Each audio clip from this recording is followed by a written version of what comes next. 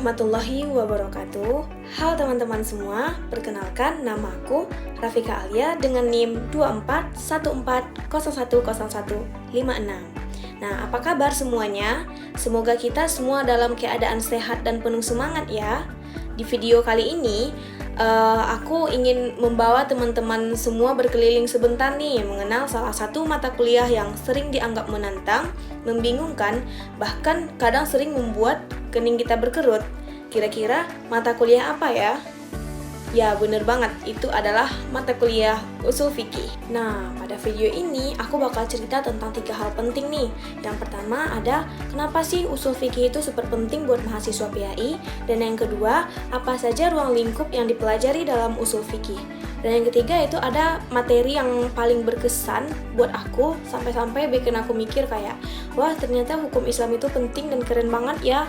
Nah, oke, langsung kita masuk saja kepada yang pertama, yaitu yang pertama, kenapa usul fikih itu penting banget buat mahasiswa PAI?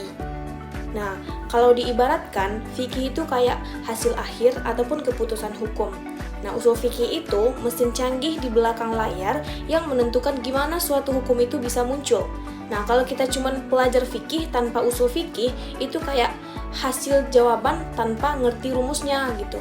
Dan sebagai mahasiswa PAI, kita nggak cukup cuman tahu ini boleh, ini nggak boleh, ini sunnah, nah ini haram gitu. Nggak cukup sampai di situ, kita harus mengerti kenapa ulama memutuskan begitu, pakai dalil apa, dan gimana cara menghadapi kasus-kasus baru yang nggak ada contohnya di masa-masa Nabi gitu. Nah, dengan belajar usul fikih ini, kita belajar jadi lebih praktis waktu baca ayat ataupun hadis, lebih mengerti kenapa ulama bisa beda pendapat, dan lebih peka sama kondisi masyarakat yang zaman sekarang. Nah, masuk kepada pembahasan yang kedua, yaitu tentang ruang lingkup usul fikih. Di sini, ruang lingkup usul fikih ini kita bisa bagi beberapa bagian besar. Yang pertama yaitu ada sumber-sumber hukum Islam, yang dimana sumber-sumber hukum Islam ini adalah bagian yang membahas dari mana hukum itu diambil, mulai dari Al-Quran, hadis, ijma, qiyas, sampai metode ijtihad lain kayak muslah mursalah, istishan, dan seterusnya. Nah, di sini serunya adalah kita belajar kapan dalil itu bisa digunakan, mana dalil yang kuat, mana dalil yang lemah, bahkan bagaimana cara ulama mengolahnya. Yang kedua ada cara memahami teks atau dalalah al-alfaz. Nah, ini adalah bagian yang bikin kita sering merasa kayak detektif nih. Nah, kita belajar membedakan mana ayat yang umum dan mana yang khusus, mana yang mutlak dan mana yang muqayyad, mana yang makna aslinya dan mana yang kiasan. Nah, kita juga belajar beda antara perintah beneran dengan larangan dan sifat anjurannya. Pokoknya bagian ini nih bikin kita sadar kalau baca dalil itu gak bisa sembarangan dan harus ada seninya. Yang ketiga ada ijtihad atau cara ulama menggali hukum. Di sini kita belajar syarat-syarat seorang mujtahid, cara mereka melakukan penelitian, serta bagaimana mereka menganalisis suatu masalah yang belum ada hukumnya pada masa Nabi. Baru deh kita ngerti betapa cerdasnya para ulama dulu, nggak cuma hafal hadis, tapi mereka juga punya metode yang rapi. Nah, yang keempat ada pembagian hukum taklifi dan wajib. Mulai dari wajib, sunnah, mubah, makruh, haram, sampai sebab syarat penghalang hukum.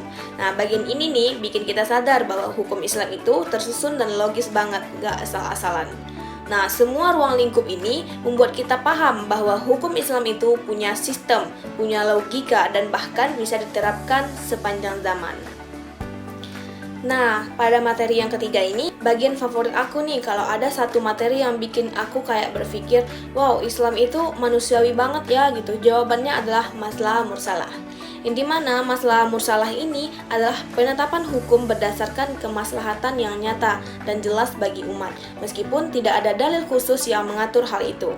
Nah, selama keputusan itu sejalan dengan tujuan besar syariat menjaga agama, nyawa, akal, keturunan, dan harta, maka hukum itu bisa ditetapkan.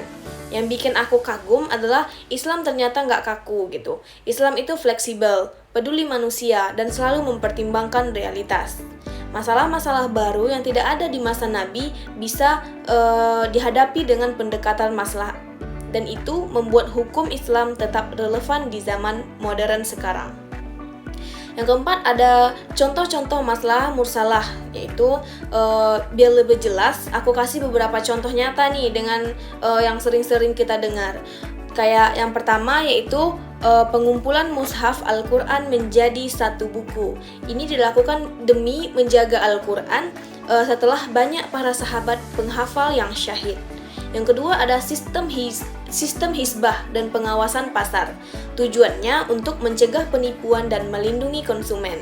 Yang ketiga ada dokumen resmi, tanda tangan, cap stempel, dan administrasi modern. Ini tuh penting nih buat menjaga hak orang supaya tidak hilang atau dipalsukan. Yang keempat ada sistem penjara modern. Meski nggak ada pada masa Nabi, ini diperlukan untuk menjaga keamanan masyarakat. Yang kelima ada aturan lalu lintas, rambu jalan, dan SIM. Ini jelas demi menjaga nyawa dan keselamatan umum. Yang kelima ada fatwa tentang rokok. Karena mudaratnya besar, banyak ulama menetapkan hukumnya itu lebih ketat. Yang keenam ada pajak negara untuk kepentingan publik, infrastruktur, dan layanan masyarakat. Nah, pada semua contoh-contoh ini menunjukkan bahwa syariat Islam itu bergerak sesuai kemaslahatan umat. Nah, materi masalah mursalah itu buat kita ngerasa kalau hukum Islam itu hidup, dinamis, bahkan punya sisi kemanusiaan yang sangat kuat. Ia mengajarkan bahwa hukum Islam itu bukan hanya hitam putih, bukan cuma boleh atau tidak, tapi harus mempertimbangkan hikmah dan kondisi manusia. Islam itu nggak mau mempersulit, Islam itu mau mempermudah, dan usul fikih adalah jantung dari cara Islam berpikir. Jadi, kesimpulan pada materi ini adalah usul fikih itu adalah ilmu yang penting banget nih buat kita sebagai mahasiswa PAI. Ilmu itu melatih cara berpikir, mungkin kita lebih kritis, lebih bijak, dan lebih memahami tujuan syariat secara utuh.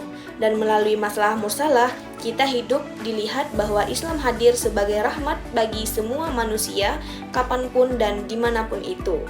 Nah, sekian pembahasan materi kita pada kesempatan video kali ini. Terima kasih yang sudah menonton. Assalamualaikum warahmatullahi wabarakatuh.